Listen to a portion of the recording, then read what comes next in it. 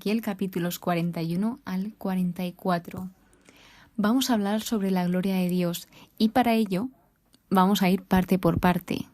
¿Qué es gloria? La gloria, según su definición, es la reputación, fama y honor extraordinarios que resultan de las buenas acciones y grandes cualidades de una persona. Por lo que se ve aquí en esta definición es algo positivo.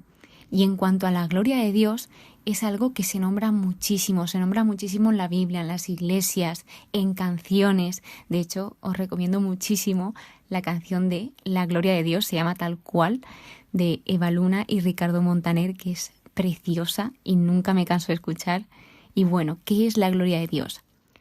Mirando y buscando significados, primero me aparecía este. La gloria de Dios es la manifestación de la grandeza y el esplendor divino. Su gloria define el poder, la majestad y la santidad de Dios. No hay nadie de más alto rango, más importante o más bello que Dios.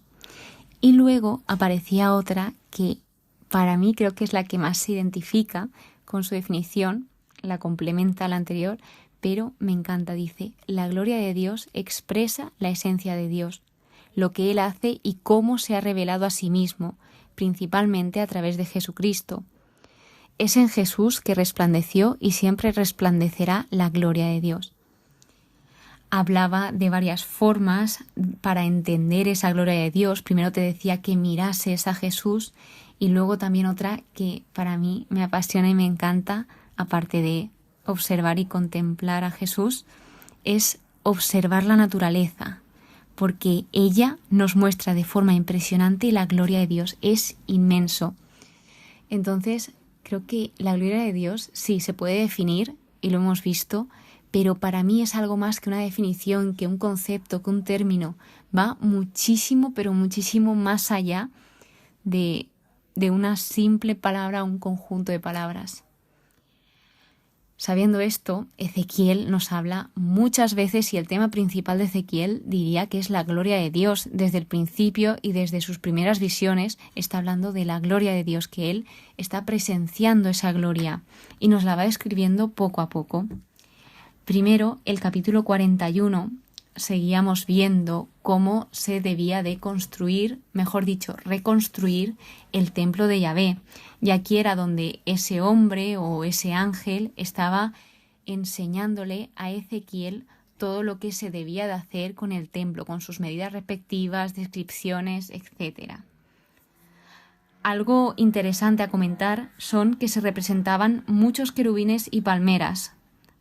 Los querubines en estas representaciones tenían dos caras. Por un lado eran un hombre, que este hombre miraba hacia una palmera, y la otra cara era de león y miraba hacia otra palmera. Según el estudio, dice que el querubín lo que representaba o lo que simbolizaba era la seguridad, y las palmeras lo que simbolizaban eran aspiraciones de vida y de prosperidad. Luego pues habla del altar, de cada cosa donde iba, de las puertas. Luego el capítulo 42 habla de las dependencias del templo, donde aquí dice que las salas situadas cara al patio, que estas son las del norte, y las salas situadas en dirección del mediodía, estas son las que miran al patio y son las salas del santuario, que el santuario es un lugar santo. Aquí trata de varias cosas. Primero, en el santuario los sacerdotes es el lugar donde ellos se acercan a Yahvé y ahí es donde comen las cosas sacratísimas. Luego también se les deja muy claro que cuando ellos entran a este lugar no deben salir sin haber dejado las vestiduras litúrgicas, las vestiduras santas. Es decir, ellos solo podían llevar esas vestiduras cuando se encontrasen dentro del santuario. Luego, a la hora de salir a estar con el pueblo, no podían salir con esas mismas vestiduras. Algo que enfatiza es el separar tanto lo sagrado como lo profano. En este caso hablaba de un muro que lo que hacía era comunicar ese principio de la santidad de Dios. Aquí habla de esto y luego también más adelante vemos cómo habla sobre la función de los sacerdotes, que ellos debían de enseñar a diferenciar lo sagrado de lo profano y lo puro de lo impuro. El capítulo 43 habla sobre el retorno de Yahvé, que aquí es donde Yahvé vuelve a habitar en el nuevo templo reformado, porque, como vimos, tras todo lo que estaba sucediendo con el pueblo de Israel, Yahvé abandonó el templo en una visión que vio Ezequiel. Así que la gloria de Yahvé vuelve. ¿Y por dónde vuelve? Pues llega por la parte de oriente, entró por el pórtico oriental del templo. Describe y nos dice más aspectos sobre la gloria de Yahvé, como por ejemplo, sabemos que la gloria de Yahvé era representada por una nube y luego también que venía con ruido y resplandor. Ojo que Ezequiel la reconoce y una vez es consciente de esto, cae rostro en tierra como le sucedió las veces anteriores, pero el Espíritu lo levantó y dice que la gloria de Yahvé llenaba el templo. Dios aquí habla y dice: este es el lugar de mi trono, aquí habitaré en medio de los israelitas para siempre. Cuenta todo lo que había sucedido y que no iba a volver a pasar con el pueblo de Israel. Y habría cosas nuevas, como por ejemplo que el palacio real no estaría junto al templo. Dios le remarca que pusiese todo esto por escrito ante sus ojos para que guardasen con exactitud todas las leyes y disposiciones. Y no solo eso, sino que también las pusieran en práctica. Todo el territorio que rodeaba al templo era santísimo. Sigue hablando de otras partes del templo y va indicando, por ejemplo, cómo se debía de hacer la consagración del altar. Habla en muchas ocasiones de purificar, de las ofrendas, de los ritos de expiaciones, de cuánto tiempo debían de realizarse, qué se debía de realizar, etc. El capítulo 44 habla del servicio del pórtico oriental, donde aquí dice algo, y es que el pórtico exterior del santuario, aquí es donde se encontraba Ezequiel, este miraba a oriente y lo que sucedía con este es que quedaría cerrado. Sin embargo, el príncipe sí que podría sentarse en él para tomar su comida en presencia de Yahvé, solamente el príncipe.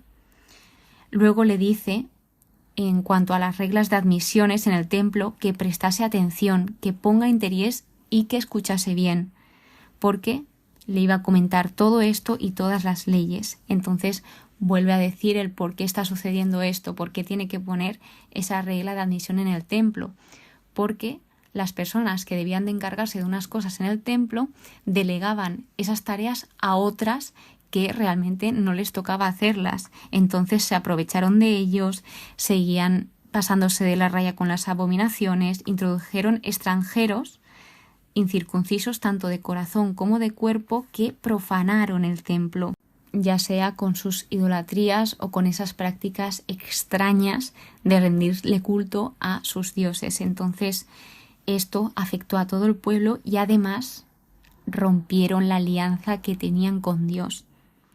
Así que acaba el capítulo hablando por un lado de los levitas y por otro lado de los sacerdotes. Los levitas abandonaron a Dios, fueron en pos de otros ídolos y lo que les sucedió es que esto tenía consecuencias, que tendrían que soportar el peso de su culpa. Entonces ellos sí que es verdad que iban a seguir siendo de esa rama sacerdotal, pero se les quitó alguna que otra función. Ellos sí que seguirían siendo encargados del ejercicio del ministerio en el templo, pero no ejercerían el sacerdocio ni tocarían las cosas santas y sacratísimas. Por otro lado, los sacerdotes, que estos eran los descendientes de Sadoc, destacaban por su fidelidad, porque ellos, a pesar de todo lo que estaba sucediendo, cumplieron su ministerio y sí que se acercaron a Dios para servirle. Así que también aquí les dio una serie de indicaciones de cómo debían hacer las cosas, por ejemplo, también la vestimenta que debían de llevar, hábitos de lino, turbantes y fajas de lino, enfatiza mucho sobre el lino.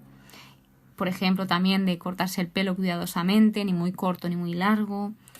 Y vuelve a enfatizar sobre el quitarse las vestiduras cuando saliesen donde el pueblo, entre otras muchas indicaciones. Espero que hayas aprendido un poco más sobre qué es la gloria de Dios, o por lo menos clarificar un poco este concepto tan inmenso y tan inexplicable, que tengas en cuenta de que, como decía Dios aquí, que Él habitaría con ellos para siempre. Dios está en medio de su pueblo y en medio de cada uno de nosotros. Que no se nos olvide que no estamos solos. Muchísimas gracias por estar aquí, muchísimas gracias por escucharme. Espero que tengas muy buen día y que Dios te bendiga.